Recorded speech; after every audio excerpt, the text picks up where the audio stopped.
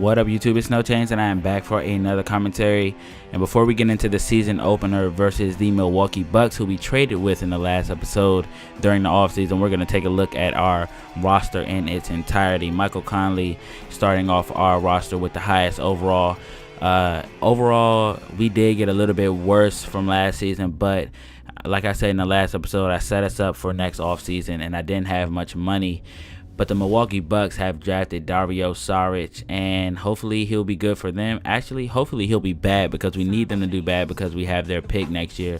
So we're going to be looking to get them started on the wrong foot here in the season opener at home. So I have some high hopes for this team. I went ahead and started Dante Exum. I think he'll be very good scoring wise, of course, for this team, and I'll use Courtney Lee's defense and shot ability or shooting ability off of the bench. So it's still the early stages. You know, I'm still trying to figure out how to use this team, so I'll be experimenting with different lineups as we go on throughout the season.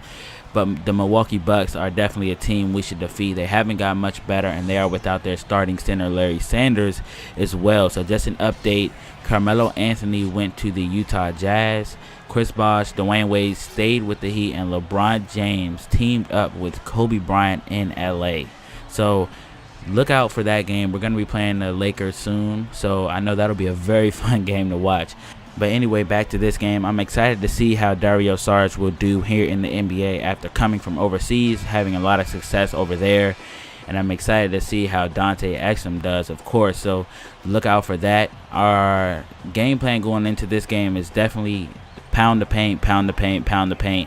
And that's pretty much because they only have Zaza Pachulia. They don't even have their starting center. And Marc Gasol can be a very good scorer in the paint if we give him the looks. And there you guys see he gets started on the defense of Zaza Pachulia. And he's going to get off to a very nice start, although he does get an early foul, allowing the and-one opportunity for Brandon Knight. And he will go to the line and see if he can make it a three-point play.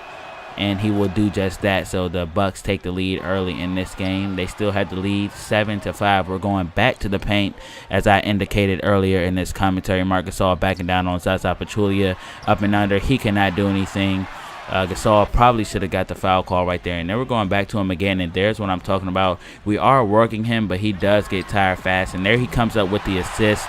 And that's exactly why we wanted to surround him with shooters, because he does draw that double team a lot. But here's Exum getting around the defense of O.J. Mayo and getting his first NBA basket.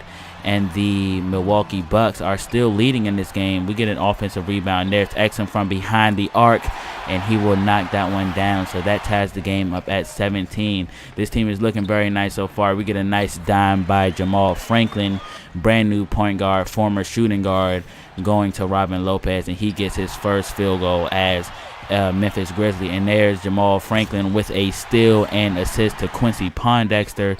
So this team is doing a very good job of playing team basketball. There's Courtney Lee with that defensive presence I was talking about, and there's Ed Davis getting the lay-in, and the Grizzlies have taken a 10-point lead here in the second quarter.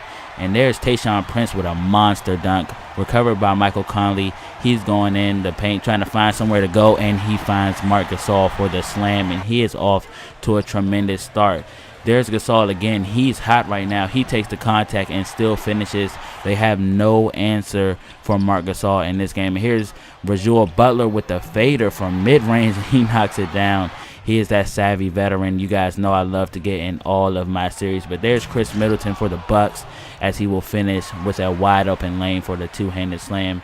Here's Dante Exum, pick and roll to Ed Davis, and he will lay it in. That's easy as cake for Ed Davis as he pushes the Grizzlies lead to 13. And there's Quincy Pondexter. He will miss the open three. Rebound there by Ilyasova, and Carlos Delfino will pull up and show the youngster how it's done as he gets the three to fall and knocks our lead down to single digits. It is now a 10-point lead for the Grizzlies once again after Pondexter knocks down a three of his own. And there we get a wild buzzer beater by Courtney Lee, and we are going into halftime with a 13-point lead over the Milwaukee Bucks, as expected here at the FedEx Forum.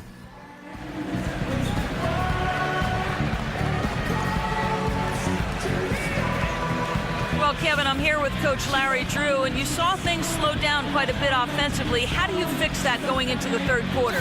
Yeah, we got to move the ball. When we start getting stagnant, we start standing, we start holding the basketball, we get a little bogged down. We got to move the basketball, we got to get some cutters. Coach, we appreciate it. Guys, back to you. All right, Doris, thank you. And time now for the halftime break with the third quarter soon to follow here on 2K Sports.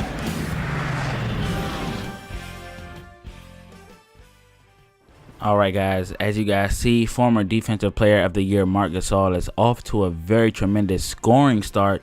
Not so much on the defensive side of the ball, not getting as many rebounds as we are accustomed to seeing him get, as he has only grabbed 1 rebound in 2 quarters. That is not good. But here's Tayshaun Prince off the mark from behind the arc, and there's Zach Randolph with the offensive rebound, puts it back up, misses it, gets his own offensive rebound, and puts the ball back up. Probably the reason why Marc Gasol hasn't been getting any rebounds is because Zach Randolph has been pretty much eating up the boards, and they were going to get him started offensively. He was not doing very well offensively at the start of the game, but we're looking to get him started. He has 10 rebounds already, but here's Conley pump faking on Brandon Knight and gets space and will knock down the mid-range jump shot, and we are leading by 14 points here in the third quarter. It is winding down. We are getting ready to go into the fourth quarter, and Zach Randolph will get another 2. But there's Robin Lopez once again, who has provided some very solid minutes, because we have been working Marc Gasol a little bit more than usual this game. And there's Courtney Lee pulling up from the foul line with the jumper and getting it to fall. And here's Marc Gasol again on the defense of Zaza Pachulia. They insist on having him defend Marc Gasol, and he has not been able to do anything. So we're up by 16 points, and there's Zach Randolph pushing it to 18 points. And since the first quarter ended, we have just been pretty much thoroughly outplaying the Milwaukee Bucks. And there's the tough basket by Dante Exum, who has 8 points and 6 assists now in the game. Here he is again trying to cross over, finds an open Marc Gasol, and he finishes in traffic with the lay-in. So we are leading in this game 95-78. The Bucks cannot do anything. Zaza Pachulia is going to pass this one off to Allen, and he throws it right to Michael Conley. He gets around him and will finish with the lay-in, and this game is getting out of hand as if it wasn't already. We are down to 2 minutes. Here's Dante Exum. He's going to look to finish this one, and he will just throw this one down all over the defense of O.J. Mayo. That is vicious, malicious, and delicious. As he finishes and will go to the line and try to convert the and one. He will not do so. Still a very nice play over the defense of a veteran like O.J. Mayo. I do have to mention they did go on a mini run, but it did not look like at all they would ever win the game. They did go on a run. I had my bench in for the last couple of minutes, and they were able to bring it down to 5 points. But it was not a scare for the home crowd here as the Grizzlies start the season 1-0. But let's hear from Doris Burke and Marc Gasol. Well, Marc, congratulations on this win. What was the key to getting the rhythm going for the team's offense?